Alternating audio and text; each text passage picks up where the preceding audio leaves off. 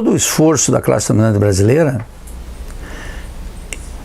consiste em iludir a população, criar uma ideologia segundo a qual a crise é resultado da irresponsabilidade dos governos, que arrecadam muito, a carga tributária é supostamente elevada, e gastam muito mal. Não bastasse isso, há ainda a corrupção, que é a forma mais deslavada de inépcia pública e de respeito pelos assuntos públicos. Então, para a maioria da população, tudo aparece como se fosse um problema meramente de impostos muito elevados que inibem o investimento e a iniciativa das pessoas e a irresponsabilidade dos governos. Com isso, eles ocultam o fundamental. O principal dispêndio do governo não é em gasto em saúde, em educação, em segurança, em ciência e tecnologia, em cultura, em infraestrutura, etc. O principal gasto do governo, desde sempre, mas sobretudo depois de 1994, é o fato de que o governo destina uma imensa parte da arrecadação dos impostos, mais todos os ativos que ele vende, que ele privatiza, para pagamento de juros e amortizações de um sistema de dívida. E é preciso recordar às pessoas que em 1994, quando começa o Plano Real, a dívida pública brasileira era minúscula, era 64 bilhões de reais. Hoje são 4 trilhões. Como é que essa dívida cresceu? Porque o governo era irresponsável, porque tinha o problema da taxa de juros? Não, porque os que decidiram fazer o Plano Real elevaram radicalmente a taxa de juros a mais de 50%. E deram como alternativa para os capitalistas comprar títulos da dívida pública, remunerados com tal valor, com uma taxa de juros tão elevada, que era muito melhor emprestar o dinheiro para o governo do que produzir mercadorias. Então, foi uma decisão consciente. Não aconteceu porque o governo era responsável, foi uma decisão da classe dominante brasileira implementada pelo Fernando Henrique. Essa regra começou desde lá, por isso que a dívida se multiplicou. Essa dívida consome todos os anos no mínimo 43%, 44%, 45% de tudo que o governo arrecada. Então, claro, é uma exaustão financeira, porque tem um custo que vem do mundo das finanças, da taxa de juros elevada.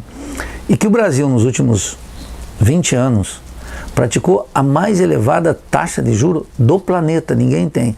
Muitas vezes a Rússia, outras vezes a Turquia ultrapassava o Brasil, mas por alguns momentos. Aqui no Brasil se criou esse rentismo como forma de acumulação, da qual participam os bancos, mas participam os industriais, os comerciantes, os latifundiários. Todos eles especulam nesse mundo das finanças. Então, o que nós temos? Uma gigantesca crise financeira, que só pode ser enfrentada se enfrentarmos o sistema da dívida. As contas estão desequilibradas? Eu diria sim. Por quê? Porque precisamente metade de tudo que o governo arrecada ele destina para o pagamento de juros. O governo diz, bem, mas isso é assim. Eu digo, não é assim. O governo pode começar a praticar uma taxa de juros muito baixa, como tem no mundo inteiro. Por que razão aqui a lei da gravidade não funciona no Brasil? Funciona? Então, há um desequilíbrio? Sim. Qual é a natureza do desequilíbrio? É financeira. Agora, há um problema fiscal, o governo diz, não, para manter o pagamento religioso da dívida, temos que fazer um ajuste fiscal. Esse ajuste fiscal consiste em cortar gastos em quê? Em saúde, em educação, em segurança, em cultura, em infraestrutura, em cidade, em ciência e tecnologia. Cortar tudo onde for possível e arrecadar mais. A burguesia diz, arrecadar mais não dá, não queremos mais impostos. Percebe?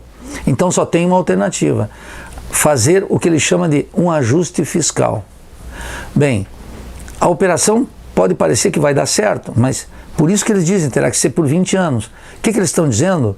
Não é que essa disciplina só pode ser resolvida, essa disciplina resolverá o problema em 20 anos. É que como vamos manter intocável o pagamento de juros, então não existe outra alternativa senão apertar a população. No quê? Diminuindo direitos previdenciários, cortar o investimento para a universidade, fazer tudo que eles estão fazendo e que sempre fizeram. Então, agora, as pessoas dizem, não, mas tem um problema fiscal. E eu sempre digo, claro, existe um problema fiscal. Qual é o problema fiscal básico no Brasil? Os ricos não pagam impostos. A população paga imposto. Quando eu e o Eike Batista compramos uma caixinha de fósforo, a quantidade de imposto relativa ao meu salário que eu pago é muito maior do que a dele, por razões óbvias. Ele tem uma renda muito maior que a minha. Então, esse é o primeiro problema. Segundo problema, há 1 trilhão e 500 bilhões de dólares da burguesia brasileira depositados em paraísos fiscais. Esse dinheiro saiu daqui sem tributação, saiu de maneira ilegal, não sabemos como foi adquirido. E todos os anos no Congresso Nacional tem uma lei para anistiar isso, porque supostamente o país precisa de capitais, então o governo diz, estimula a volta pagando um percentual muito menor do que era devido, mas permite ao capitalista legalizar. Sob o nome de quem? Que nós precisamos recuperar a situação fiscal brasileira. Então, esse é um argumento.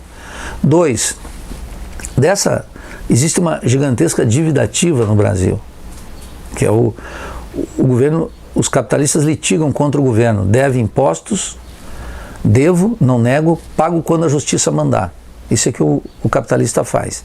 Com isso ele ganha tempo e ele negocia. O governo faz mecanismo de refinanciamento, anistia uma parte, ele contrata advogados e escritórios de direito tributário a preço de ouro e vai litigando. E algumas dívidas dessas se arrastam por 15, 20, 25 anos, às vezes até mais. O governo tem, não obstante, 250 bilhões que são reclamatórias já transitadas em julgado, quer dizer, o capitalista não tem mais onde recorrer, ele tem que pagar. O governo poderia lançar a mão e melhorar a situação fiscal? Poderia. Ele não faz. Finalmente, há uma outra situação gritante. Se o problema é fiscal, o governo não pode continuar dando subsídios para multinacionais e grandes capitalistas brasileiros. Mas tanto o presidente Lula como a presidente Dilma fizeram, sob a alegação de uma política anticíclica, suculentos subsídios, que é renúncia fiscal de impostos para os capitalistas. O ano passado, esse montante chegou a 400 bilhões. Então, se você pegar o imposto que já pode ser cobrado 250, se você eliminar todos esses subsídios que o governo dá para os capitalistas sob múltiplas formas, 400 bilhões, nós já temos aí quase 4 vezes o déficit que o governo alega ser de 170 bi, que desse ponto de vista, como qualquer um pode entender, é um déficit muito pequeno, é um déficit quase insignificante. Agora, o governo diz que tem que fazer esse ajuste, cria para isso uma taxa de desemprego gigantesca, coloca na miséria milhões, quer cortar a previdência social, está arrochando os salários, diminuindo o investimento em saúde, em educação, em ciência, em tecnologia, em cultura, em segurança, não faz infraestrutura nos bairros, não tem um programa habitacional, enfim, tudo para a classe dominante, nada para o povo. Uma crítica que tem se aparecido bastante nas redes sociais a esse teu discurso, que já circulou bastante em outras situações, é de que se o governo apertar nos capitalistas, deixará de produzir emprego. Bom, é um cinismo completo, né? Porque o que orienta o investimento é a taxa de lucro, não é o clima de insegurança, não tem nada a ver com isso. Os capitalistas, mesmo em condições mais inseguras, se a taxa de lucro retorna, eles investem. Agora, se esse postulado for verdadeiro, nós chegamos à triste conclusão de que quem deve pagar imposto sou eu, 27,5% na fonte do meu salário, que fica com o governo direto, e os capitalistas, em nome da emprego, estão dizendo assim, só dou emprego se não pagar imposto. Que república é essa? Que cidadania é essa? Que ideia de igualdade, que é o suposto de uma república burguesa, é essa? Ora, os capitalistas oferem uma taxa de lucro extraordinária. Essa taxa de lucro permite pagar todos os impostos. E é preciso dizer, a carga tributária no Brasil é elevada, não é porque tem corrupção, não é porque paga os funcionários públicos. Não é nem porque paga salários astronômicos para os deputados, senadores e para os juízes, indevidamente. Não é por isso. A carga tributária é elevada porque o montante de impostos necessários para honrar o serviço da dívida é gigantesco. A carga tributária era baixa no Brasil em 94, quando começou o Plano Real. Era baixíssima. O que começou? Precisamente quando é uma curva que você pode observar. Quando precisamente a dívida começou a crescer, a carga tributária também cresceu. Mas não foi como consequência. A elevação consciente da carga tributária foi uma decisão, também consciente, de elevação da dívida, que trazia implícita o pagamento de juros e amortizações, todo tipo de comissão, feito à revelia do Banco Central, sem autorização do Congresso, com negociatas absurdas que precisam de uma auditoria, porque ela é quase totalmente contratada de maneira ilegal. É o maior esquema de corrupção da história da República, a contratação dessas dívidas e o sistema de renegociação. Então a carga tributária tem que ser elevada, exatamente para honrar a dívida, não para outra coisa. Então quando o capitalista reclama que os impostos são altos, na verdade ele está dizendo assim, eu quero uma taxa de lucro maior, eu não quero pagar imposto. Agora, se ele nos chantageia com a ideia de que só elevo o investimento, se o imposto for menor, por que eu não posso reclamar isso? E por que eu mesmo, funcionário público que pago 27,5% de tudo que eu ganho diretamente para o governo, não posso reclamar a diminuição dessa taxa? 0 ou 5%. Pagar o que os latifundiários pagam para exportação de soja, o que os mineradores pagam para exportação de minério, 4% em alguns casos. Por que eu não posso fazer isso? Eu e eles, em igualdade de condições. Percebe? Isso é uma chantagem que é inaceitável. E tu acreditas que agora com esse ajuste, com essa PEC aí, a luta de classe se acirra, os movimentos populares crescem, a reivindicação nas ruas? Bom, exceto se nós não nos assemelhamos a homens e nos assemelhamos a ovelhas. Porque, obviamente, o que o governo decidiu? O governo decidiu que não é aquilo, faz um ajuste de curto prazo, melhora as condições e logo então volta a economia a crescer e a produzir emprego e a distribuir renda, que é o conto de fada dos keynesianos. Que era o conto de fada do petismo, que era o conto de fada daquela consciência ingênua que nos governou até agora. Agora chegaram os profissionais.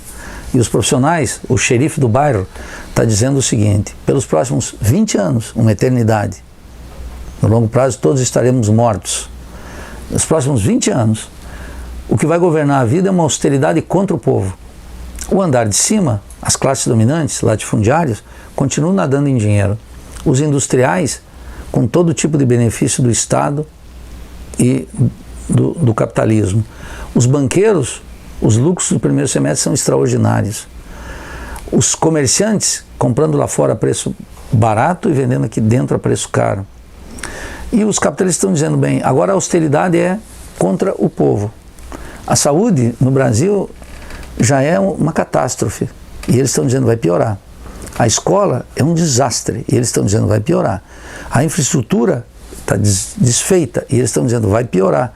Então eles estão dizendo para vocês, para nós todos, estou movendo uma guerra de classe contra vocês, contra os interesses elementares de uma população em que 80% da população ganha até 3 salários mínimos.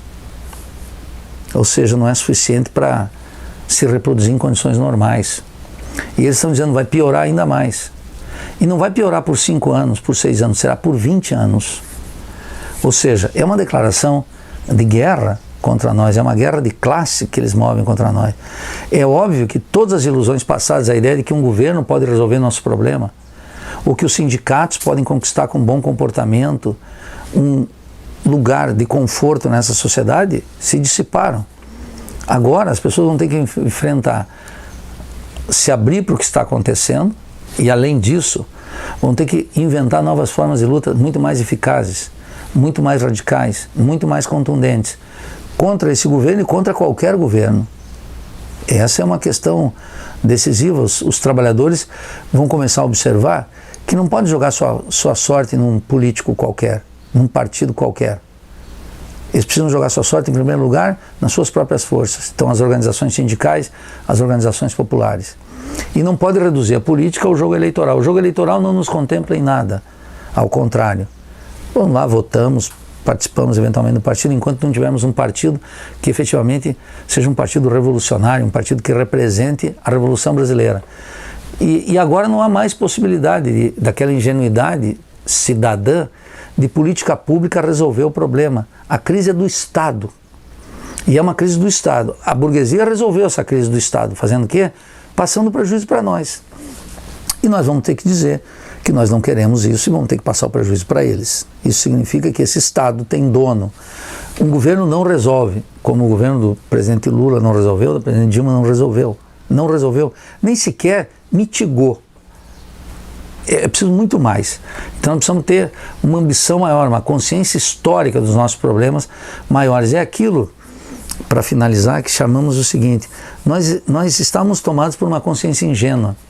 A ideia de que um prefeito, um governador, um presidente poderia melhorar as condições do povo, pode, por 2, 3 anos. Pode mitigar? Pode, mas vai nos manter no vale de lágrimas. Nós precisamos transitar daquela consciência ingênua para uma consciência crítica. Precisamos alterar a natureza de classe do Estado no Brasil. Esse Estado tem dono. Em épocas de bonança, ele permite algumas migalhas. Caso contrário, ele perpetua, pereniza a austeridade. É isso que é a PEC 241. A PEC 241 diz que não tem para ninguém, nem para nós, nem para nossos filhos, talvez nem para nossos netos. É uma guerra de classes. Chama-se guerra de classes. Eles movem. Nós não escolhemos o terreno em que a gente luta. A gente aceita as condições tal como estão dadas. E eles nos convidaram para essa guerra. Nós vamos ter que responder à altura.